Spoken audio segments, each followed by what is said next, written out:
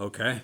Hey, everybody. Welcome to another episode of the Rap Thought Podcast. You are with Matthew and you are with Brandon. And today we are going to talk about a playlist that we comprised dealing with the current climate and Black Lives Matter, all that jazz. So we took a look. We each picked 5 tracks from the playlist that we felt either meant something to us, really encompassed what's going on, or just has something to do with something that's going on. Yeah, we wanted to basically curate a playlist of songs that we thought fit the times that we're in. Not only that directly relates to what's going on, but their lessons or stories or just thoughts that are relevant to today that happened decades ago. And it still applies to today. Which is really sad. It's bittersweet to me, at least. Right. That there's still things that are relevant today that happened years ago. And I think a lot of our focus as well is to put some emphasis on the artists that made these songs. They were brave. They were stepping outside of the norm. They're putting themselves out there,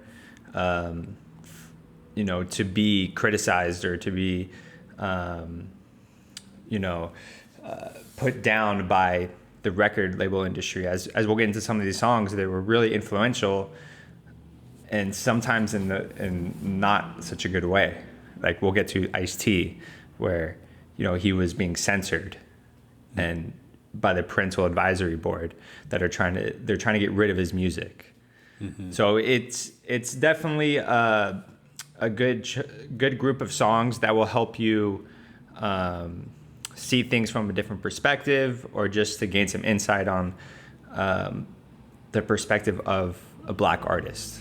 A big focal point I want to emphasize is not necessarily, no, it is necessarily how old these things are, and across the the different decades these are in. So one of the main points for today's pod was taking a look back.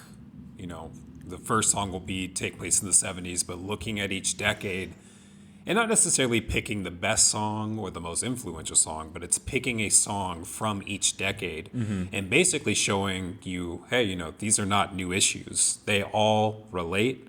Right. And this has been around for a long time. It's just in 2020, nothing is new. Everyone's been talking about it. It's been in front of you for a long time. And we didn't necessarily choose the most obvious songs. We didn't have NWA's "Fuck the Police" on here. There are some obvious ones that we could have chose. For me, when I chose these songs, I also wanted to shed some light on artists that you may not have listened to before or even heard of. And bring to light that artists at all levels have been talking about this. Not just the most popular artists, not the most underground or unknown artists. Pretty much everyone at every level has been talking about this stuff. And these aren't the only songs. We just chose 10. The playlist, I believe, has 30 plus. Yeah, it's over 40 songs, I think. And we'll continue to add songs to it as we come across them or think of them. It's a good playlist. You can learn a lot from a lot of these songs. I think there's a lot of good perspectives and a lot of good stories that we can all learn from. I have to add on to that. It doesn't stop there. I mean, you can go all day looking up someone's story. You can look in history books and have an understanding, but I feel like another part that really ties things together is having these conversations and really empathizing with someone's background and their struggle. It just really, referring to The Big Lebowski, it really ties the room together. Mm-hmm. when you've heard these stories and you're like, oh, okay, like that happened to this person, but then actually meeting someone that relates to those, there's something about it that really sticks. I had a conversation last week with someone for around 45 minutes, and I could just see the gears turning as I was telling him about some of the things that I've dealt with, some of the things that I've seen, and you could just see all of those being applied to what he's heard about. And I Right. feel like it really made an impact. So make sure you have these conversations. Make sure you're open. Make sure you're vulnerable. Make sure you're willing to learn.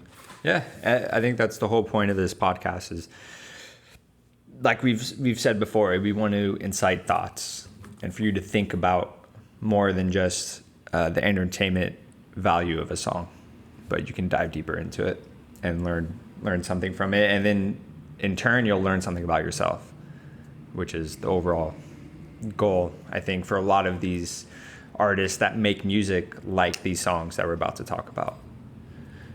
Well said.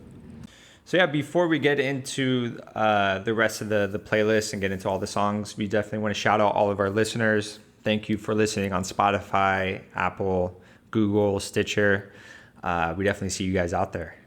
And we also want to thank everyone on our social media that's following us on Instagram, Twitter, Facebook. We really appreciate it.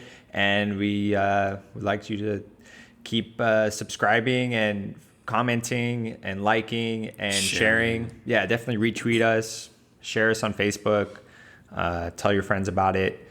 And then also tell us about your perspective and what you guys think about the podcast. And if you don't, my request would be have these conversations with people. If you check out our playlist, if you look at some of the stuff that we're sharing, have these conversations. That's the very least. We, as Matt said, we want to invoke thought and encourage change. So, yeah, man. Yeah, with that said, let's get into the first song. Jumping in.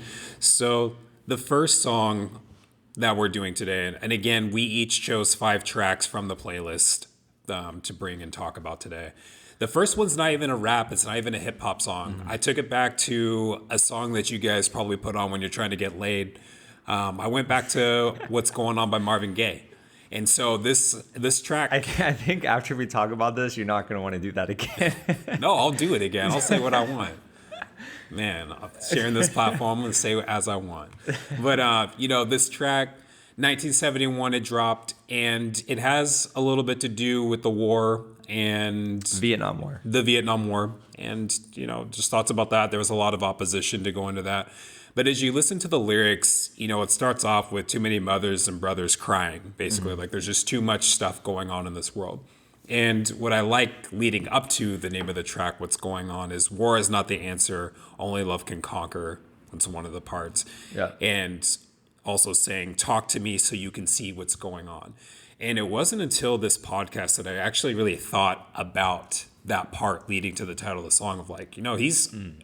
very vividly saying, talk to me so you can see what's going on. Like, let's have this, just as we opened the pod with, let's have that conversation so you can learn about me. Yeah. So we can really come to a middle ground because we're really not far apart.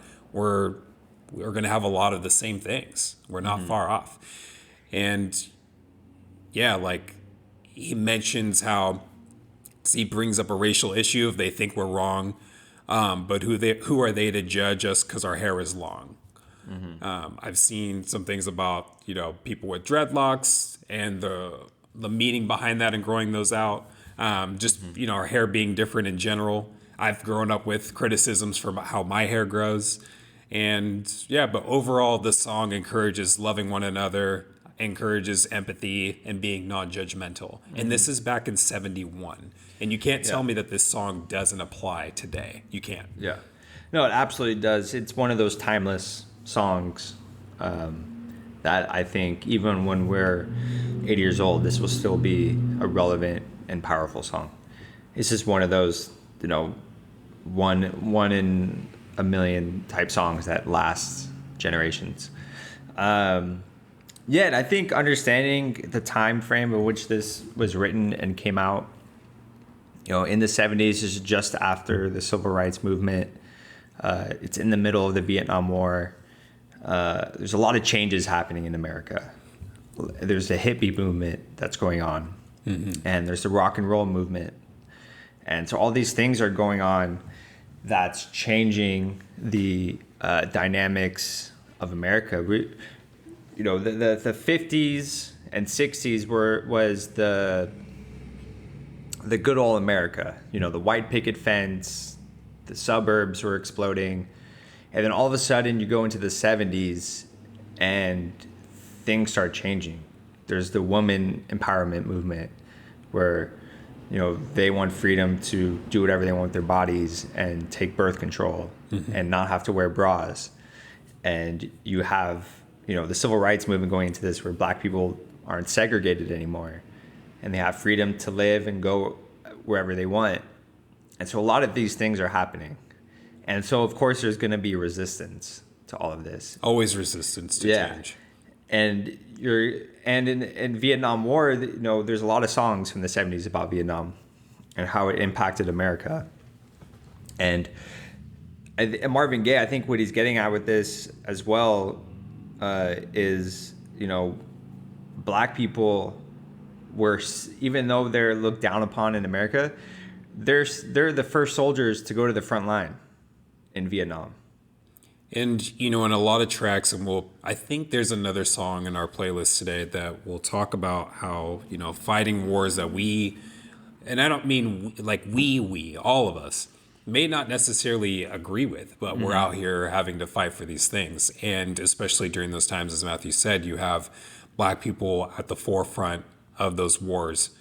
And it's very ironic, too, because it's like now we're useful. Now we're good. Yeah. Fighting a war, trying to quote unquote resolve, trying to deal with issues in another country when we have a lot of problems here that we're dealing with. World War II is another really good example. How are we going to talk about liberating, people in Germany, in another country, when we're dealing with the exact same type of oppression here and saying that that's fine? Absolutely. And one of the lines or verses I like in this that I think is very relevant today is picket lines and picket signs. Don't punish me with brutality. Talk to me so you can see. You mentioned talking before. There was a lot of violence with police and protesters back then. There's just not as much footage. We're much younger, so we don't remember that time. We weren't born yet. But even now, if you're looking back on it, there's not going to be a lot of footage of that. There's some, and there's pictures, but it's not like today where you could literally spend weeks looking at the footage that's on the internet of police brutality and protesters and all that, hundreds of hours of it. So it's much easier to forget about the violence that happened back then because we just don't see it. It's not there. Yeah. For us, we didn't live in it. And I'm going to go on a side rant real quick, but, one of the thing I was telling you, like I had to take a break off socials for a little bit because of all the different opinions floating around. And the tipping point for me was when people started sharing memes about Martin Luther King and, saying that basically that, didn't loot, didn't start any fires, didn't do this, and he changed the world. And I think to kind of go off of what you're talking about, it kind of undermines and waters down the whole movement. It almost makes it sound like he was just on the soapbox and, hey, there's a couple Negroes over there, they're doing their thing, and oh, cool, they have freedom now. But, we have to remember that, dude was beaten up, he was thrown in jail, he got death threats, his house lit on bombed. He was murdered. Oh yeah, he was murdered. Can't forget that. So, it's important to remember your history and all these things because it wasn't just like this very extremely peaceful protest that took place over a couple weeks and then all of a sudden America just changed. That's not what happened at all. He was out there for years and there were many people out there protesting. That's why we have so many people. We only learn about and emphasize MLK in school. But there's plenty of other people out there that were fighting the fight. And so it's important to remember that. So I would encourage any of you that have, I'll bluntly say this, like if you've shared that meme, take it down because it really, it takes away from that movement and really undermines what happened. Right. So my 100%. Feels rant over. No, it's a good rant. We need that. We need more rants. Yeah, we do. From Brandon. So yeah, great song. It's timeless. I truly believe that this is going to be a song we're going to be showing our kids. They're going to be listening to it. Matthew, this song is 49 years old. and it's still very much relevant to today. Yep. And I don't know if that's a good thing. I don't know if that's a bad thing. I don't know if I'm happy about that. Yeah. It's like, damn, this still applies. I want to play a song from the 70s that doesn't apply. It's just like, oh, this is just a great song. I don't, Yeah. I mean that in a good way. Yeah, that's a good point. And I think we can relate it to hip hop in a way that many of the artists that we're about to talk about were influenced by Marvin Gaye. And yeah. he's been sampled countless times by hip hop artists. So in a way, he is very influential in the hip hop world because these artists grew up listening to Marvin Gaye. Oh, yeah. So, we can relate it in that way to the concept of the Rap Thought podcast. Mm-hmm. So that's 1971. We're going to take a jump and go to 1989. So Freedom of Speech by Ice-T off of his Freedom of Speech, Watch What You Say, Iceberg album. And this track talks a lot about the industry. It plays on two different things. It talks about the First Amendment in general, but it also refers to a problem that he was having with censorship. Tipper Gore coming out with, censorship of music and the label that came on the parental advisory thing that's happening. But that didn't come till years later with NWA, which we covered. But that was the 1989. That's only 2 years away. Well, NWA came out in 89 as well. 80. Okay, never mind. That was the same year. So him dealing with that, because a lot of artists spoke up about that. But what I really like about this track is he says, he's basically saying, we have First Amendment, we have the freedom of speech, we have the right to what we say, but also mentioning that you have to be careful about what you say. He talks about, like I said, he talks about the politics and the profanity of music, and he brings up that the more we're suppressed, the more that we're going to come up and speak up about this. Mm-hmm. So, with that, he's also mentioning that it's ironic because there's no lie that there's violence in the streets. Mm-hmm. There's things going on, but America is doing what it can to cover up everything and make it look like apple pie. Right. Traditional American values. Traditional American values, that sweet apple pie that's just great. The white picket fence, the lawn, the suburbs, the clean American lifestyle. Mm-hmm. Yeah, and he ends with one of his last lyrics that stuck with me is, "A man that fails to listen is blind." Mm-hmm. And, again, this one is 1989, talking about certain issues that are also relevant to today. And just from socials, just from conversations that I've heard about, there's a lot of people that want to say, yeah, I get it. Like this person died, there's cop stuff, but I don't like the looting. And it's missing the entire point. So it just, things in that song made me think of that. But yeah, Ice-T he was incredibly influential when he came out in terms of what he rapped about and the language that he used and the lyrics he used. He was one of those artists that put himself out on the line and took a lot of the brunt of trying to censor hip hop. He was one of the poster boys for legislators and politicians wanting to silence hip hop artists. And so I think all the rappers today that, with all the things that they rap about, with no backlash from the media or from politicians, they owe a lot to Ice-T. Royce 5'9" did a shout out to, I think he mentioned Ice-T, but on his album, The Allegory, I believe Do Rags, he shout out to all these people that put themselves on the line. Like Pusha T says, if you know, you know. If you've done your homework, you know how impactful Ice-T was when he came out. And he came out with songs like this. Yes, he had songs like Colors, and, he talked about the gangster lifestyle. And, it wasn't super clean lyrics. He's talking about what he grew up around in the streets.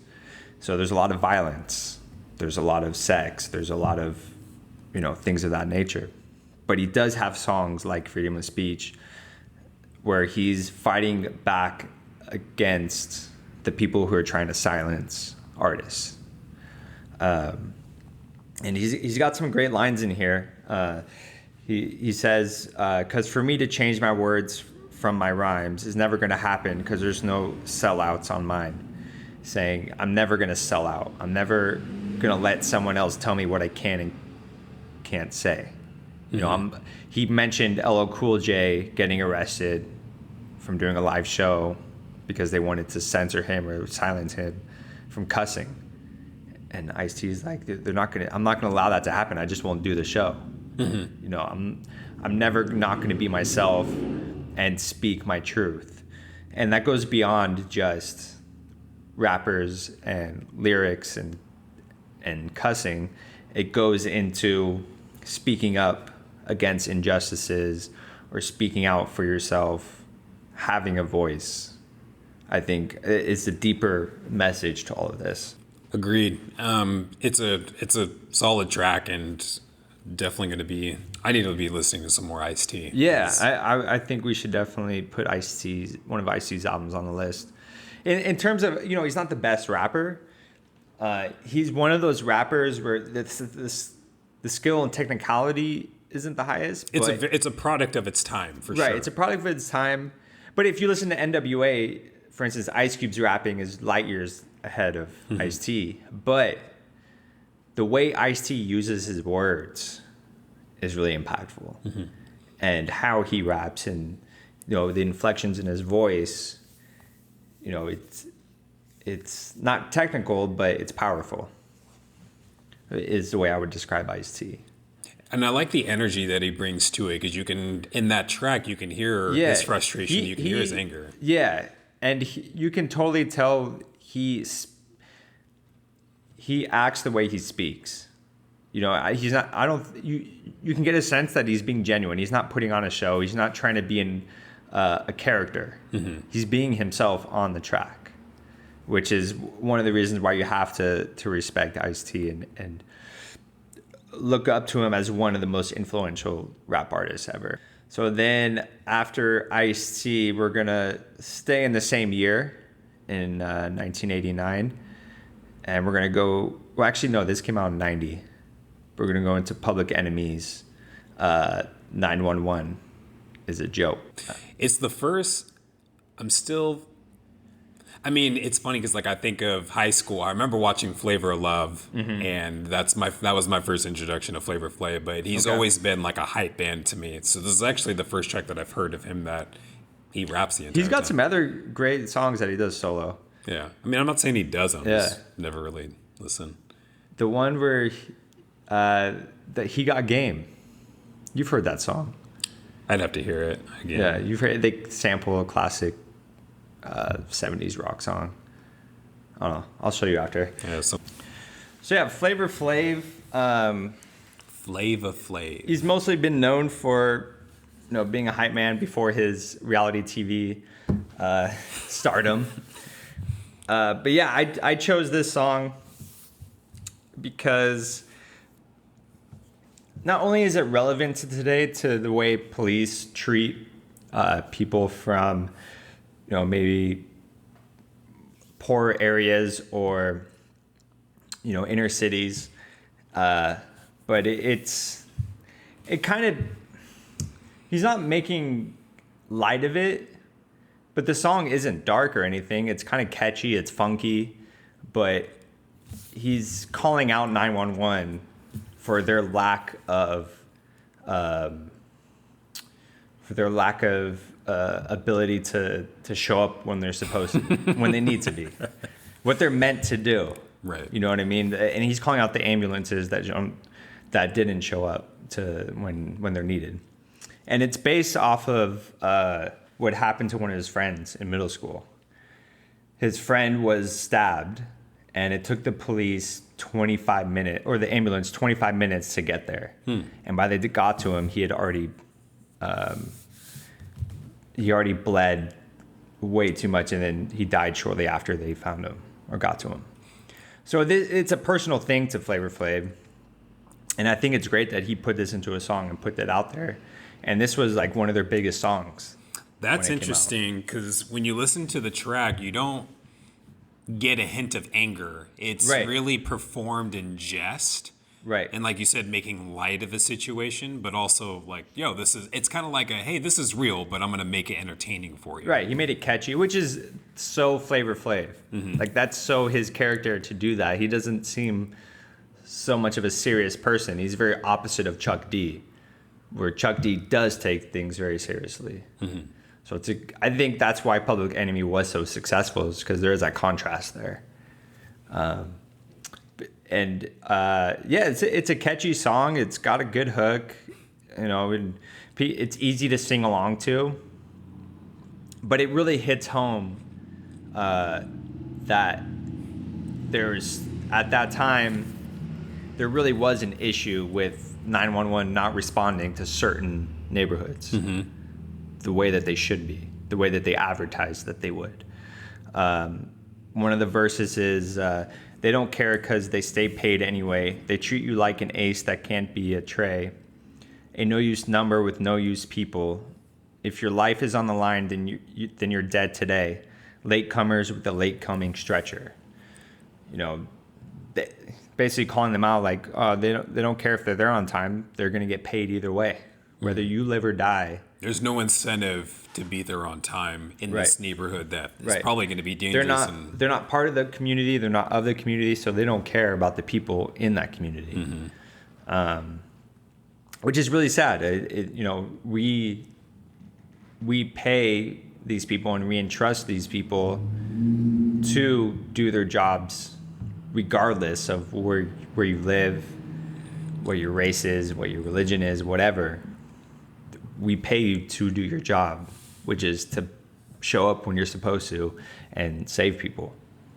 Yeah, do what you're paid to do. And what's that? But yeah, it's I don't know. Just I didn't know about that happening to his friend, and it kind of has me looking at the song in a different light for sure. I'm like, man, that's a tough thing to happen to lose your friend. It's always, regardless of how you lose a friend, it's hard to lose a friend. But to know that, had someone's response time been faster and had it not different parameters been in play that dictated how someone's going to do their job, those were all absolved. And then his friend would still be alive. It's really shitty.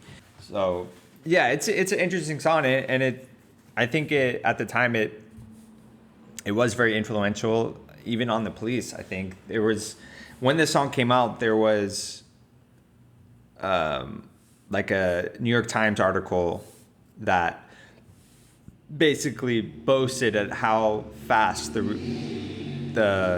turnaround time was for ambulances and police to get somewhere, because 911 had just come out recently in New York, so they were kind of boasting of how good it was. And then all of a sudden Flav puts out this song saying, no, 911 is a joke.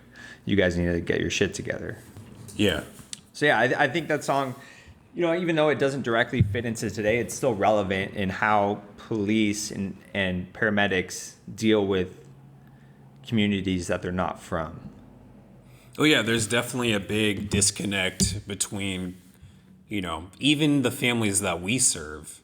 There's a disconnect in how I want to say, I guess the angle I'm coming at is like how, if you grew up in a certain area, like for example, I worked in Lake County for a second, and I've grown up in not like terrible areas, but not great areas. Mm-hmm. And so going to Lake County for me, where it's one of the poorer counties that we have in California, it's not that bad for me to go there. Someone else going there and going through the avenues of Clear Lake may feel a lot more uncomfortable doing that. So if you think about that, it's like, if I'm an officer, I need to be able to channel that and be like, these are still people out here. It's different. Maybe the way that they came up, their background, their culture is different, but there's still people that need help and deserve help and shouldn't be treated any different because of whatever their circumstances. It's really important. Absolutely. So yeah, another good song to have on this playlist. I think it fits right in. So next we move into Freestyle Fellowship, Legal Alien. Another song that I chose. Freestyle Fellowship has always been one of my favorite rap groups. They started in the early '90s, and I always loved their rapping style of each rapper in the group. But the rapper that did this song, Jay Sumbi, I don't really know much about. I don't even know if he put out a solo album. So it was cool for me to really dive into this song because I think he did a great job in each verse, looking at something different with this issue of Black people in America. He kind of does an overview of the issues, and there's a lot of different issues. But I think this song is extremely relevant to today and what he's talking about in a lot of different ways. One of the big takeaways from this track, and I think it came towards the end, but he basically said something along the lines of we should shut up and be happy because we are in the land of opportunity. Mm-hmm. And what it made me think about is it makes me think about the exchange between Laura Ingraham and LeBron James and how she basically told him, he spoke up, I believe, about Eric Garner. That's when he came up with the We Can't Breathe shirts. And she just told him to keep politics out of sports, shut up and dribble. Right. But then that's 2018. And then in 2020, we have Drew Brees saying, I'm not going to support any artist or any person that disrespects the flag. And then she comes out not saying to keep politics out, but, what did she say?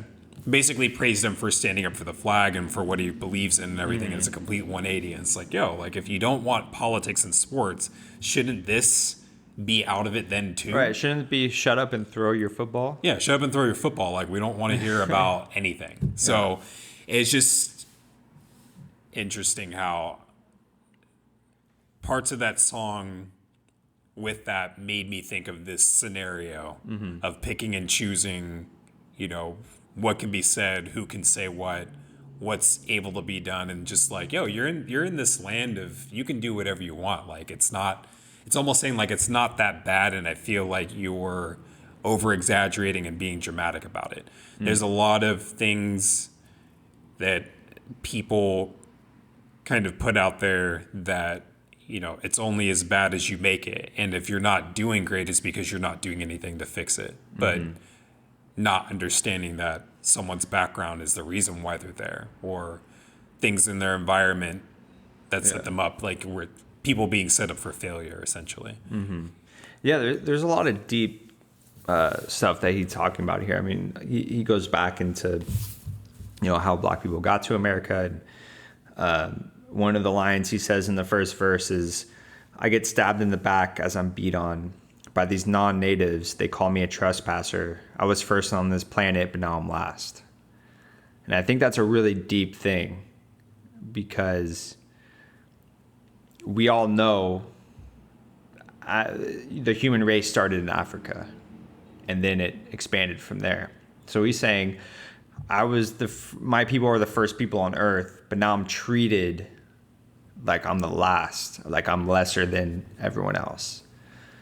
I'm being treated, I was brought to this land, but I'm looked at as a trespasser. And that's where the name of the song comes from. I'm a legal alien. I don't feel comfortable in this land where I'm supposed to be a citizen. I'm treated as a non-citizen. And we're going to be talking in the next couple songs too about being profiled. Mm-hmm. And it's very interesting. And he goes on to say, and that's what outsiders don't want to see. They think Blacks should shut up and be happy in a land where opportunities come in mobs. Yet we seem to be locked out of decent jobs. Why? Because of indecent education. So he's pointing out the lack of resources and the education that Black people receive being in inner cities, You know, they get, there's lack of funding there.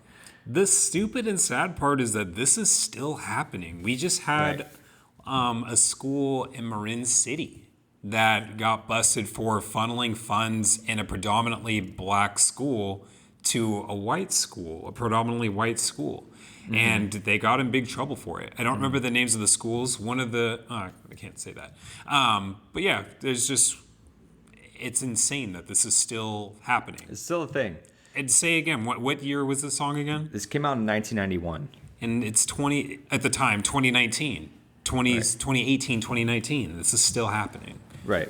He says, in a permanent underclass, yes, the lowest, one paycheck away from being the homeless, kept like a pet, don't bite that white hand that feeds you. That's exactly what I'm going to do. Straight going for self like a pit bull, because I'm so fed up. Stomach is full of these lies, stereotypes keep us weak. We're taught how to look, how to act, and even speak. So there's a lot going on there. I mean, he's saying, you know, I'm fed up. I'm just going to go out for myself. I'm just going to get what I need. I don't care about the person next to me because of how they're being treated. It's true. I just remembered, so my brother and sister, they have a different dad than I do. So their dad's white. And their grandfather is also my grandfather. Is also someone very, I consider a close person. And I remember as a kid, I would, if he asked me a question, I'd be like, yeah. And he would say, yes, yes. And so correcting me on how I'm talking, because I'm not saying he's racist, but what I'm saying is that, hey, that's not the proper way of saying things, where if I go home, there's no question about the wrong or the right way that I'm saying yes. But in being corrected, that portrays that there's something wrong with the way that I'm saying. So I definitely felt that when he was talking about, being told what to say, how to say it, what to wear, things like that. That stuff's real.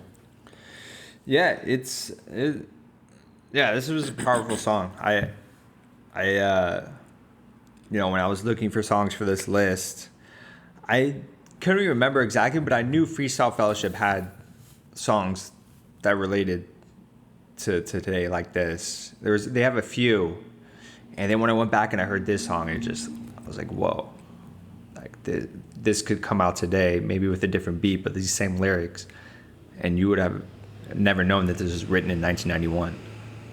You could be like, oh, someone wrote that today, which, like you've mentioned before, is a bittersweet thing. I think it's amazing and powerful how an artist could put these thoughts and these feelings into a song that still resonate today. It just shows their level of understanding and their level of thinking. Not even, and it doesn't even have to be that necessarily. It could be their personal experience at the time, and the mentioning that people are still experiencing this same thing, and that's shitty. Right. Yeah. So that's absolutely. Enough. But yeah, it was a dope track. I like how each of us kind of capitalized on a different subject, but all revolving around the same thing. So just different elements. Dope track. Absolutely. And we're going to stay in pretty much the same time frame. We're going to go to 1992, which is Tupac's Violent from his Tupacalypse Now album, which we have done an episode on. Definitely take a listen to that. That whole album is great. And the whole album basically has to do with today. Yeah. And that's one of the reasons I definitely wanted to get a song from that album, because the whole album is really powerful, and I wanted to do a song from Tupac because, and not the quote unquote stereotypical Tupac songs, like Changes or something like that. Everyone knows that song. Right. So I'm glad that you didn't. Yeah, and Violent, he is talking about some harsh stuff, but the beat is not. It's like a reggae beat. It kind of puts you in a good mood. Like, you can rock to it, you can bounce to it. If there's different lyrics over it, this is almost could be like a song you could dance to. You can vibe out to it. You can listen to it on your day by the pool. Put this on, but these lyrics are so powerful. heavy. Yeah, heavy, deep. One of the verses that stood out to me was envious because I will rebel against any oppressor, and this is known as self-defense. I show no mercy. They claim that I'm the lunatic, but when the shit gets thick, I'm the one you go and get. You know, he's, you know, talking about how he's being oppressed by police or by people in authority. And that would drive anyone crazy. You know, if you're constantly being profiled and cornered, you know, you're going to fight back at some point. I like how he talks about, as you mentioned, that everything that he does is essentially in self-defense. Mm-hmm. And the problem from the police comes at being profiled and being targeted and having a record and further being targeted. Mm-hmm. So, you know, the whole track is a story of him being profiled and then being attacked by the police and basically being like, you know what, I'm not dealing with this today. We're going toe to toe. And he's with his friend. They basically get involved in a shootout, and you know, I think homie dies in the end. Yeah, they definitely kill the police officer. They get one of the cops, but I don't know if his friend died too. Yeah. But you know, and I know this doesn't help the case at all, but I feel like the point to take away is the feelings behind why he's doing this. It's like, I am fed up with this daily thing of just being harassed. Yeah, and I could totally see how, you know, a white person could use this against him, but they're not getting at what he's trying to say. They're not understanding the build up and the, you know, just that tipping point of this is a story of how he feels. Yeah, this is a potential story of just that buildup of like, you know what, I'm done. Right. And this is what's going to happen. But I guess I view it as like a representation, a visual representation of what the boiling point, the tipping point looks like. Yeah, he goes on to say, look through our history, America's the violent one. Unlock my brain, break the chains of your misery. This time the paycheck for evil shit you did to me. They call me militant racist because I will resist. You want to censor something, motherfucker, censor this. You know, he's calling out America for being violent, which they are. And it's like, where do you think I learned it from? Right. You're being violent towards me. I'm a product of the system, and that's why I'm acting this way and doing this. Yeah. It's a solid track off of a solid album, and it's good. 1999, we look at Mos Def. Mr. Nigga from Black on Both Sides. This is the first album that I picked up of Mos Def's, and it's a classic album. It's a classic album. It's one of those that you should go out and give it a good listen because it covers a lot of good topics. But Mr. Nigga is basically like how he views what he is at the end of the day, regardless of what he is. So you can, if you want to dissect the track, which is what we do, you look at the verse in three parts. You look at the track in three parts. In the first part, he's basically describing this young, successful young man that, you know, he's got jewelry, he's got the clothes are up to date, like he looks good. But it's still, even though he's coming up that elevator in this nice apartment, people are like, "Whoa, who's that? I don't really like that." And you see that. We've seen that a few times currently in media where, you know, whether if someone's making a delivery or someone's picking up trash outside of their dorm room, they're being profiled and asked questions when it's not necessary. So it's at the end of the day, I'm just Mr. Nigga at the end of the day. And you know, I feel like I've had that as well too, where I drive a Passat, and it's not a fancy car or anything like that. It's nothing crazy. I love my car, by the way. I love how the front looks. But there was one day I was going to the bank and a customer saw me that I'm familiar with. And and this is back when I was working at a hardware store. So my attire is not great because, I'm going to be dealing with nails and soil and dirt and stuff all day. I'm not wearing my nice clothes to that. But he kind of saw me get out of it. And you just kind of see this look of like, oh. And he made a comment along the lines of, oh, like, that's your car? And it's like, yeah, it's my car. Why wouldn't it be my car? So I didn't say that, but it's like, yeah, this is my car. He's like, oh, okay, nice. That's a nice car. And you just kind of get that feel of how did you get that? Maybe it's not racial. Maybe it's my age. Maybe it's, hey, you work at a hardware store. How did you get this? But it's still all these things in motion of, well, if I look like Matt, would you be questioning that at all? Would you even make this comment? Maybe you are just genuine and just commenting like, hey, that's a nice car. Right. But there's still this feel of how did you get this car? So that's what I got. Yeah, Mos Def also talks about that exactly when he's on the plane, and he's on 2C, which would be in first class. He's at the front of the plane, and a white woman, kind of scoffs at him, like, Are you in the right place? Yeah, she's like, kind of goes, "Excuse me, like, are you supposed to be here?" And Mos Def is like, "What do you mean?" Like, Yes, I'm supposed to be here. yeah. And he shows her the boarding pass, and she goes, "Oh my God!" And then she goes over and gets her son, who wants an autograph. Because she recognized who he was, and her son knows him, and all of a sudden, oh wait, you're not just that dude. Like you're that dude. Right. Like that's cool. Yeah, and that's really unfortunate, and it's sad, really, to have people have these prejudices, and they formulate the ideas in their head, and they put people into boxes.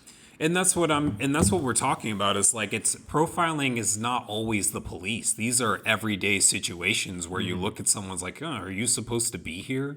Or this is not what I expect for, with you being here. But in other verses, in the second verse, he talks about, how this is where, as Matt was talking about on the plane, but he starts talking about how this happens. This is all over the world that this happens. Whether if it's customs, whether if it's with the police, it's all around the world. And this line, they say they want you successful, but they make it stressful. You start keeping pace, they start changing the tempo.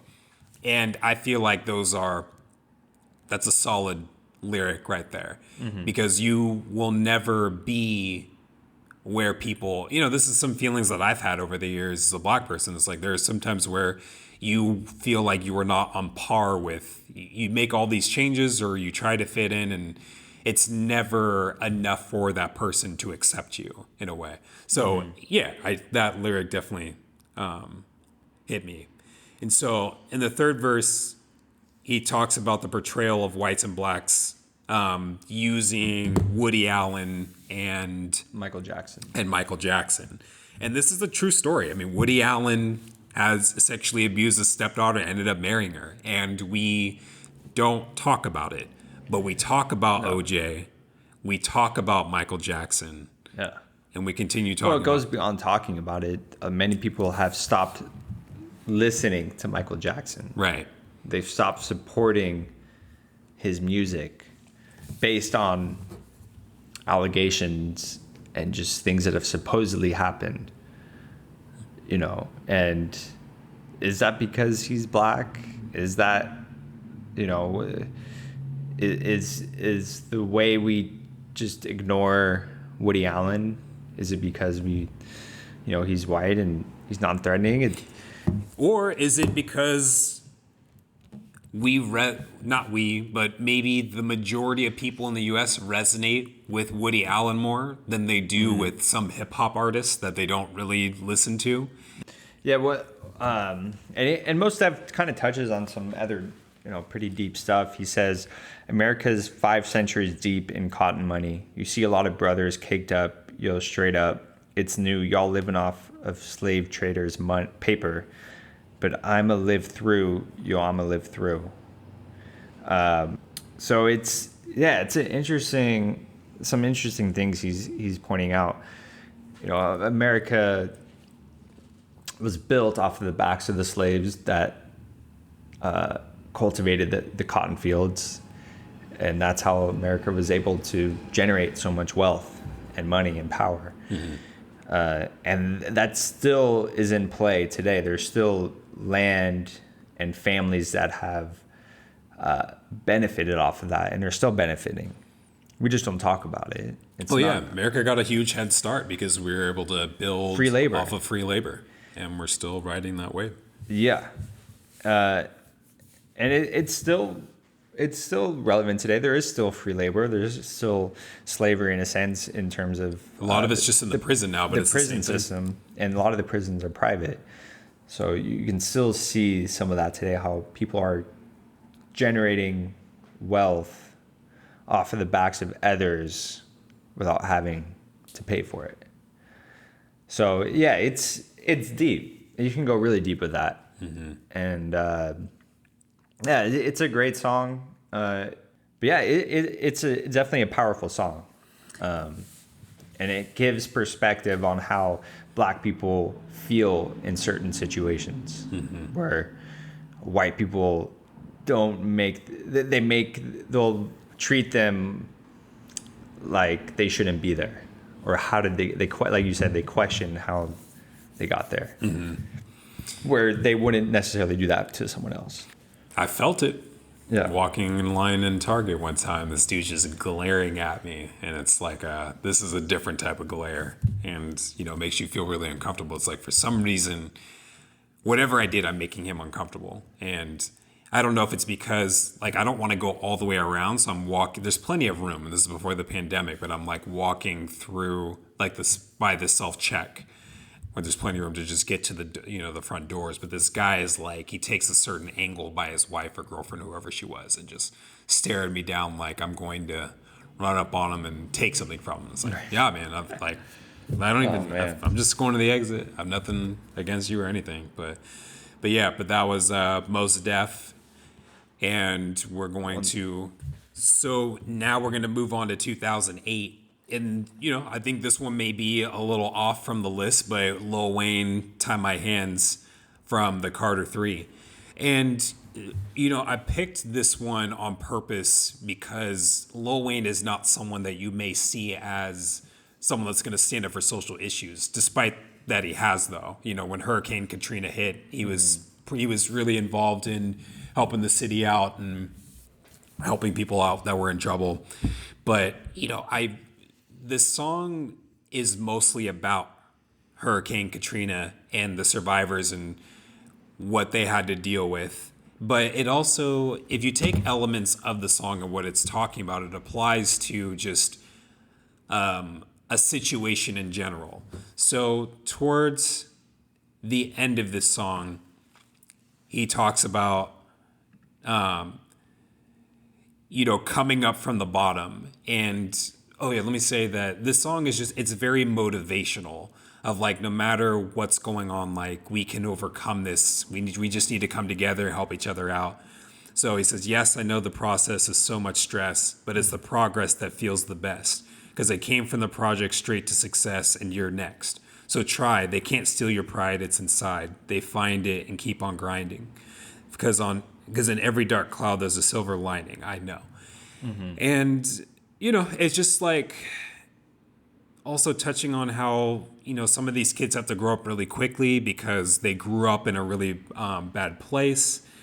And it's hard to have, one of the bigger takeaways is it's hard to have that confidence and that trust in your government when you feel that people in power are choking. So he says, my whole city underwater, some people still floating, and they wonder why Black people still voting, because your president's still choking. Take away the football team, the basketball team, and all we got is me to represent New Orleans. So if all these people that are set in place to make change and have you as their top priority, but then they're not there, but it's well, shit, I'm not really here to do that, but I'm all you have. I guess I'll do what I can. And so it's kind of shitty when it's that person that's not even equipped to do those things is coming up to take care of a situation. So yeah, I mean, I picked it because I thought it was very motivational. I like the chorus with Robin Thicke. He says, "You tie my hands. What am I supposed to be? What have I done so bad? What is my destiny? You tie my hands. What am I supposed to see? What have I done so bad? What am I going to see?" And, when you basically, when you're joking and you're saying oh, I fight you with one hand tied behind my back, it's obviously putting you at a disadvantage. So he's referencing, you tie my hands. I have no advantage. I'm relying on government to assist me, to help me. And if they're not here, but my hands are already tied with living in poverty or living in all these things, like what am I supposed to do? What is my destiny? What am I gonna be? How do I even get out of this? And acknowledging like we all have problems. And yeah, it was just I thought that was a solid track that relates to today, even though it covers Hurricane Katrina. Right. I think you could swap out the Hurricane Katrina part and put any other instance where the government or the police or any other authority just kind of turn their backs on their own citizens, and it's still relevant. You could plug a lot of what Lil Wayne's talking about on other things that have happened to Black people. It's still relevant to today. It is. And a lot of Lil Wayne's tracks, they are about, girls and money, young money, and all this and that. But this is one of those, I don't listen to a lot of Lil Wayne, but I've heard the Carters. I've heard some, I'm Not a Human Being. And a majority doesn't get as deep as this track does. And so I wanted to emphasize like, even though you may have thoughts about Lil Wayne and how maybe you don't feel like he has a very high ceiling or anything like that, that's your perception. But he's still covering a very deep topic and hitting it spot on. So this can come from anywhere, and it comes from everyone. Like, again, this is 2008. We've gone through 4 different decades at this point, and even from some of the artists that are mainstream, they're covering these topics. Yeah, I think it was important to Lil Wayne at the time to speak out and to speak about how he felt the government treated New Orleans.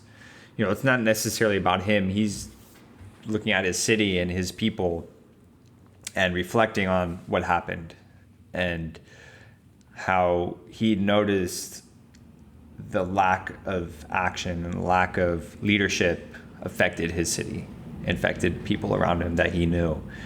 So yeah, I think it's great that he spoke out about it, and because of his influence and his popularity, he didn't have to say all this on a song on one of his most popular albums. He could have just spoke about it with people around him, but no, he wanted to tell the world about the injustices and the way people were treated or not treated. The lack of support was definitely noticeable, and Hurricane Katrina was a big thing. A lot of artists and celebrities spoke out against it, and it did have a big impact on the whole country. Jay-Z dropped Minority Report.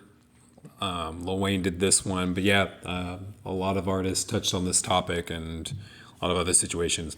When I was looking at this song, I was stuck between this one and Don't Get It, because it also talks a lot about some other significant issues. It's a long song, but the meat comes at the end after when he's talking. When he's just talking, and he kind of goes after Al Sharpton and talking about systemic racism and the prison industrial complex and things like that. So he touches on some really important things, and he does it in a way where he's not talking at you, he's talking to you, and he's kind of trying to just have a conversation, and he's just bringing things to light. He's asking questions, which makes you think. Oh yeah. So I thought the way he went about that was very approachable, and it's for a listener, for a young person at this time, if they're listening to this, that makes a lot of sense. And if you're listening to it now, go look up and see how relevant that stuff still is. Is this what people are talking about? Ask those questions. Is this still relevant? As you hear any of these songs, as you hear any of the songs on the playlist, ask if they're still relevant. Right. Argue with this. So moving on to the next song. It came out 2000. So yeah, the Carter 3 came out in 2008. Wake Up came out 2010. Okay, 2010. Kind of the same time. So we're doing John Legend and the Roots, Our Generation, featuring CL Smooth. I chose this song. I knew I wanted to do a song from this album, Wake Up. It's a cover of a lot of songs that came out during the 70s during that time, and they're bringing light to a lot of these songs that are still relevant to the day of 2010 when this came out. And there's some, it's a little bit more upbeat and cheery. It's not dark. It's very hope. It's full of hope and making progress. It's not necessarily talking bad about what's going on. It's talking about what's going on. All right, how do we move on? How do we do better?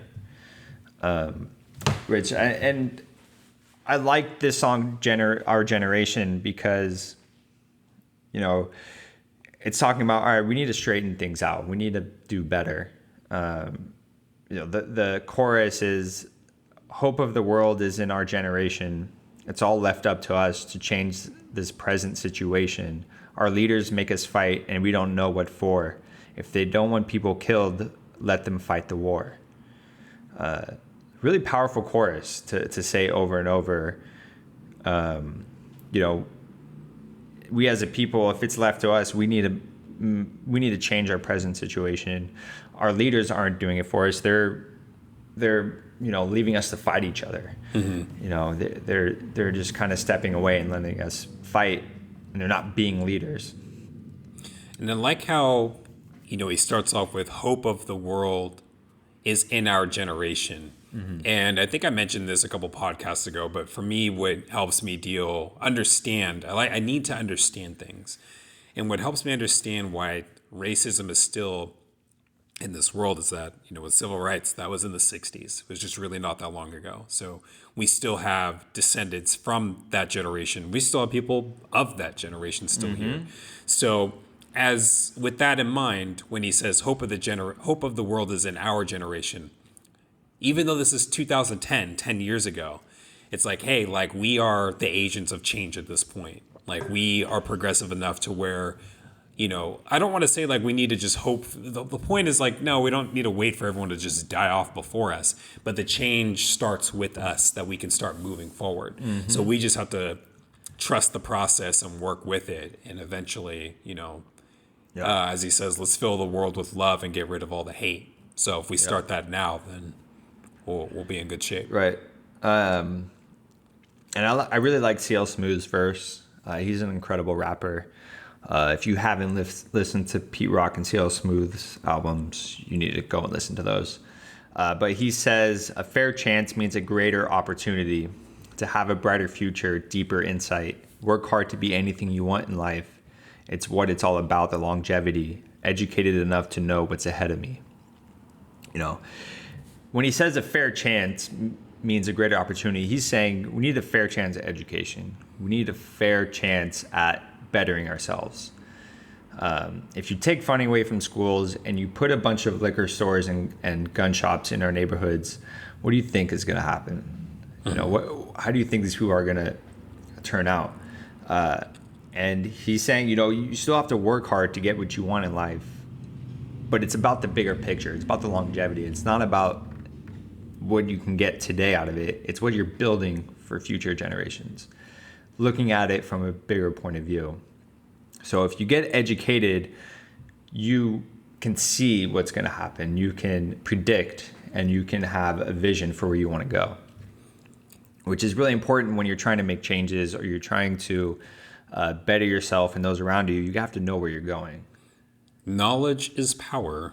And one of the lines I like from it is, they can cage your body, but not your mind. And that ties into the last episode with Like Water for Chocolate, where Common says that the mind is a terrible thing to spill. Mm-hmm. And so, a lot of the change that we can make, granted, actions speak louder than words, but we need to, as we grow and learn and gain that knowledge and apply it, that all comes from up here. So, I was fortunate to be in classes where I've had people from prison come out and speak to us and when they're getting locked up, reflecting on what happened around them, whether they're a victim of the three strikes rule, things like that, and being able to build that knowledge while locked up and then come out and deliver these presentations and help change mindsets and all these things. So definitely, I agree with that statement.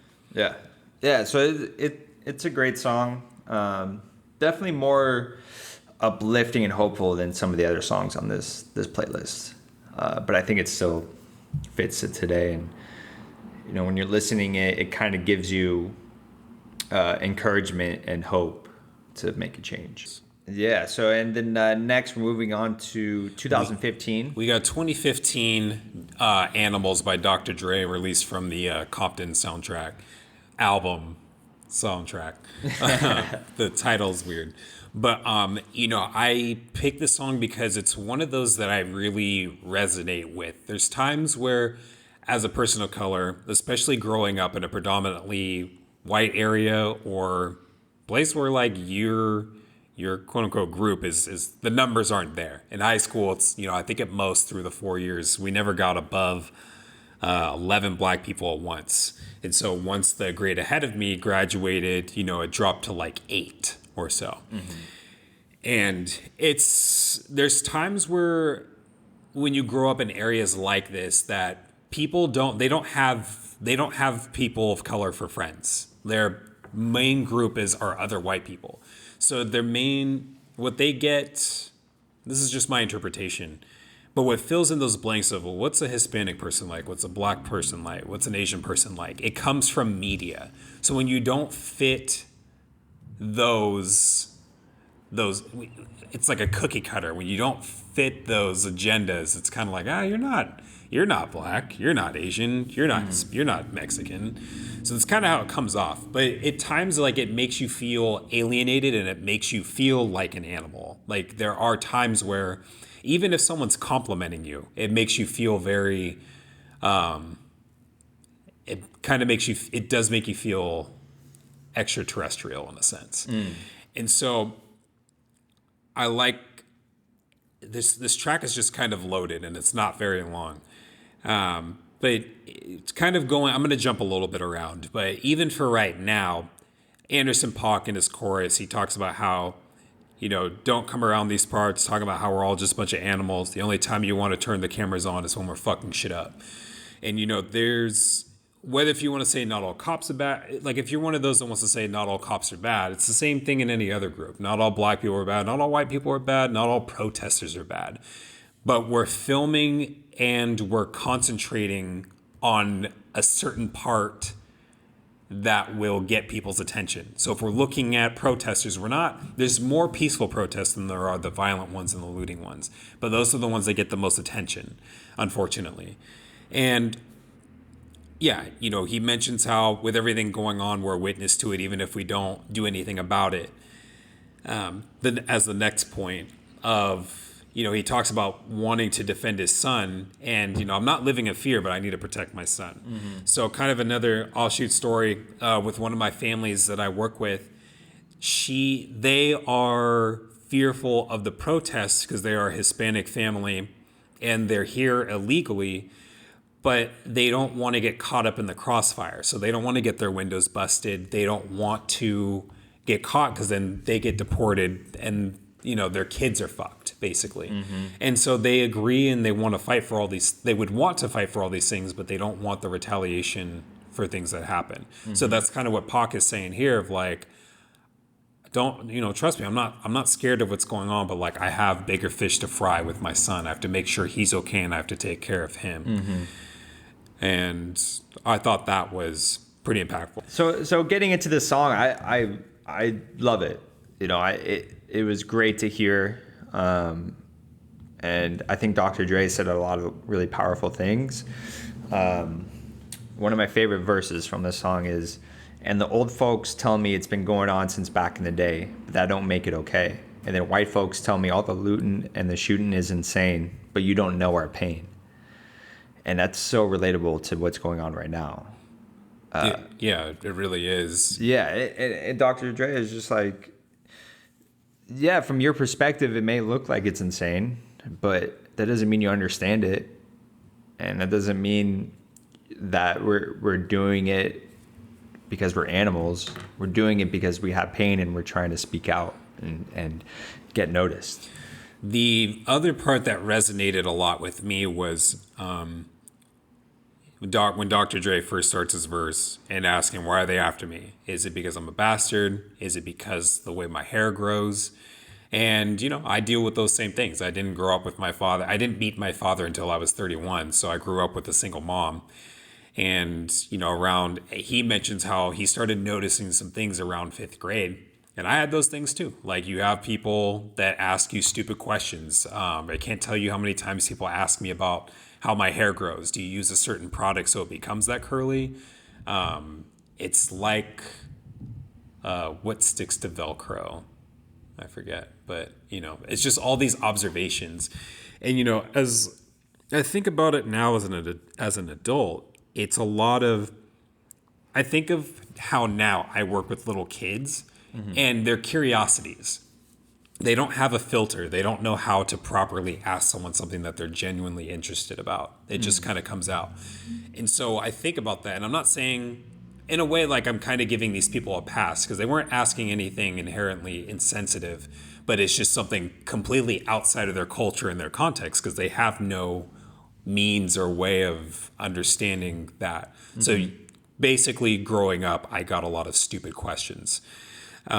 So I just thought that part was interesting because it really stuck with me. I'm like, yeah, man, I was there. I know what that's all about. Yeah. And, you know, he also talks about growing up on government assistance and how a lot of the stuff, if you read government, any type of form you read, whether if it's for school, whether if it's for some type of financial aid, it can be really complicated. And especially now, if you in doing your taxes and filing for unemployment, it's all really complicated and convoluted things that we need help with. But I mean, imagine growing up relying on government assistance and needing those things and trying to understand those. And it creates a lot of challenges and it's extremely difficult. Yeah. So, I mean, it took me back to when I was at the junior college and trying to figure out things for financial aid. And, you know, we grew up very extremely low income. So when I finally got it done and I sent it out, they sent me more paperwork because the shit that I wrote down was solo. They sent me more stuff.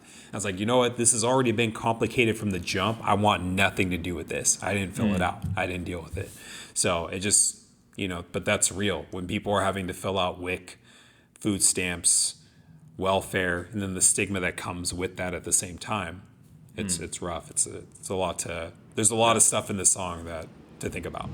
Yeah, absolutely. And it's cool to hear Dr. Dre speak about that stuff because he doesn't have to. You know, he's, you know, probably, you know, the most, one of the most popular, one of the most wealthiest person in music, not even hip hop, just music in general. You know, he's a billionaire. You know, he doesn't need to come out and say this type of stuff. And obviously he doesn't live in the inner cities anymore. He doesn't live where he grew up. You know, he lives in a mansion in LA, in the hills of Hollywood. But he still has influence and he has a voice that millions of people will listen to. And, you know, it's great that he utilized his platform the way that he did on this song. You know, it's what you're supposed to do, you know, when you have that kind of stage. Kind of just answered my question because I was going to ask, you know, do you feel that that's appropriate for people to use that platform or should they just shut up and dribble? No, you shouldn't. I don't think you should ever shut up and dribble. If you have a passion for something and you feel deeply about something, you know, you should speak out about it. Because I'm of the belief that if you believe in something, you should put it out there. You know, just be genuine about it. Don't do it because you think you're going to get notoriety or because you're going to impress the right people. Do it because that's what you want to do. Mm-hmm. You know, and I totally get the sense that Dr. Dre's doing that because he has nothing to prove. You know what I mean? He's not trying to impress anyone or to get, a certain fan base to listen to his music. He's just making music that he wants to. Mm-hmm. Albeit I wish he would do it more, but yeah, not every 20 years. So yeah, it's great song. I'm glad you chose that one. Thanks. All right. So now we're gonna catch up to today. We're gonna go to 2020 with Pharoah Monch. Same shit, different toilet. And he said this on Twitter. It obviously wasn't written, in 2020. I'm pretty sure it was written before, but he had written this song and he just didn't have a right home for it on an album. He's working on an album right now, and I think he said it just didn't quite fit on the album. But because of the times we're in, he decided to release it. And it features Styles P. And this is definitely more along the lines of Tupac's song, Violent. It's aggressive. There's a lot of anger in it. It's definitely not like the John Legend and CL Smooth song. It's not hopeful. It's pretty dark and violent. But there has to be a space for that to get your anger out. We have to allow artists to voice how they feel, whether it be, good or bad, whether hopeful or not.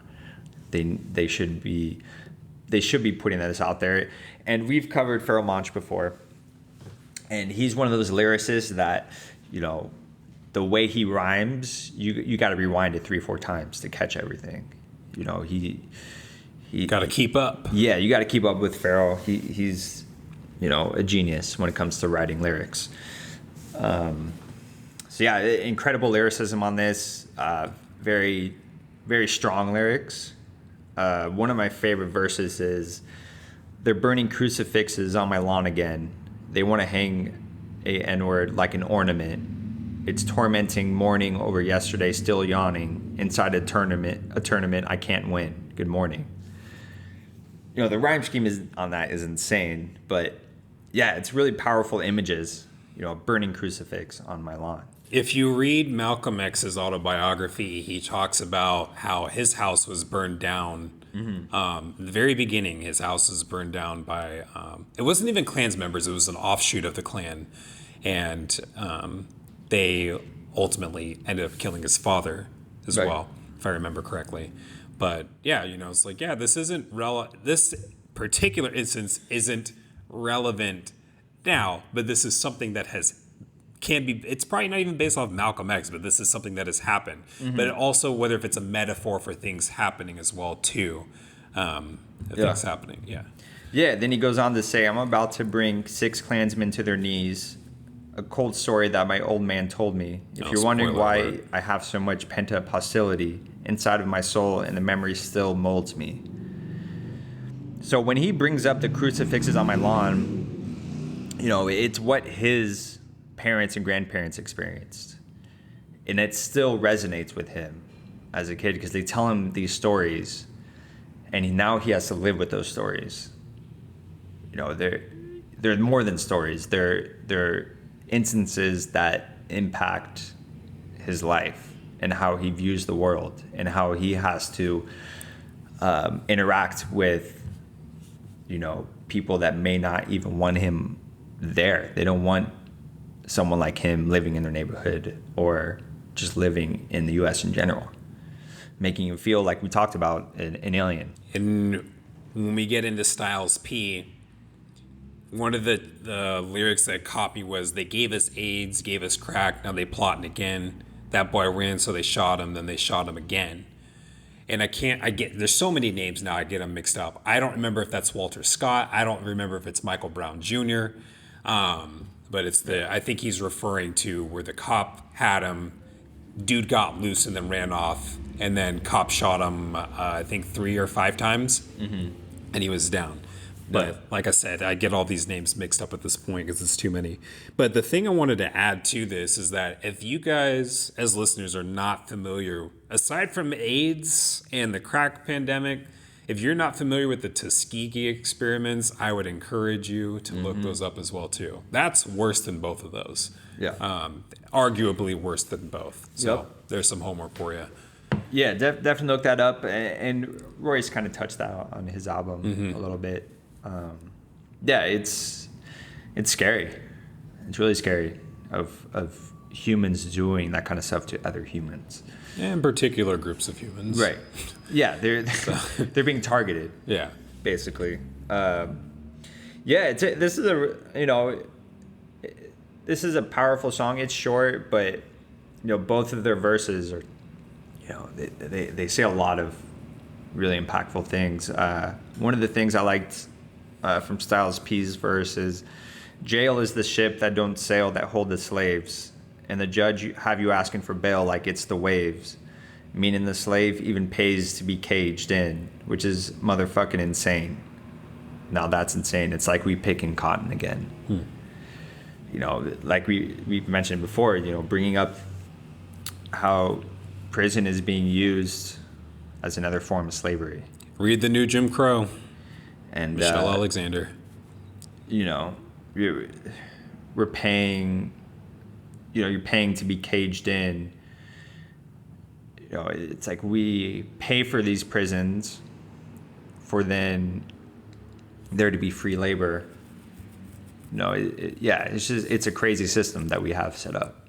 It doesn't make a whole lot of sense. And then you throw in that there's private prisons where people are profiting off of this kind of stuff. Yeah, it is insane. So as the song implies, it's kind of the same shit, different toilet. And to kind of even wrap up all the other songs that we've done, started from 1971 through the 90s, through the 80s up to the 90s, the 2000s, until now. Each decade is a different toilet. It's the same shit, just a different toilet. And that's, I want to repeat, like, that's the focal point.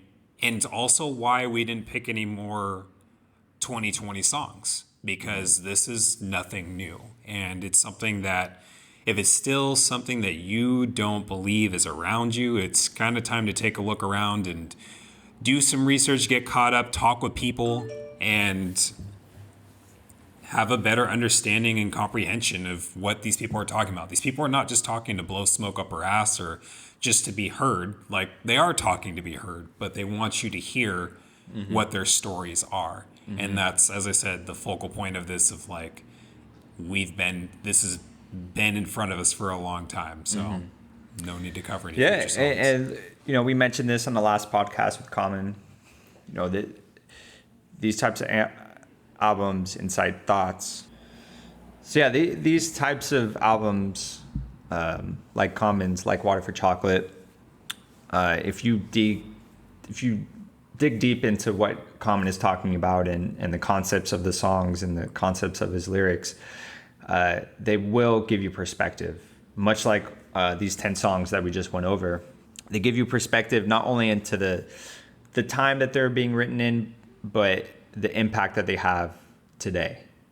It helps you to take a look at their stories and what they're writing about and what was meaningful to them at the time. And I think it's great that we're doing this, and we'll continue to look at more albums that deal with this kind of stuff and that are relevant to today, I'm sure. As we get to them, a reminder for people, we don't necessarily choose the albums that we do. They're random. They're chosen at random, except for new albums that come out and we both agree to do them. But yeah, we'll continue to talk about this stuff. It's an ongoing conversation. It's not going to end. Oh yeah. Like, for example, every song we've talked about from different decades could be played today or made today, written today, and they make sense. They fit, unfortunately. It's a trip that, what's going on is 49. And we can still play that today. You can release that today, and I was like, man, yeah, that's a not a banger, but yeah, that slaps. Like we hear it. Yeah, and we definitely encourage everyone to go back and listen to these songs. Check out our playlist on Spotify. search Rap Thought Podcast and click on our profile, and this playlist will be on there. There's well over 40 songs. We could have talked about all of those songs on there. That's the sad part, is we only did 10. Right. And the playlist is a lot larger than that. So And then there's many more songs that aren't on the playlist that are relevant, Right. that fit. And you also haven't added anything yet, the listener. So you haven't added the things that maybe we missed too. So Right. this Definitely is- let us know some songs that, we could have talked about in this episode, or give us songs that we should add to our playlist that will resonate and fit into that narrative. But yeah, I think music overall is powerful. I think it gives us something to talk about. It gives us something to think about, and we should be listening, and not just hearing, but we should be listening. Music really bridges the divide, and so use that as your starting point to open up and try to understand where someone's walking from. Yep. So yeah, thank you for listening. This has been our Rap Thought playlist episode. We hope you enjoyed it.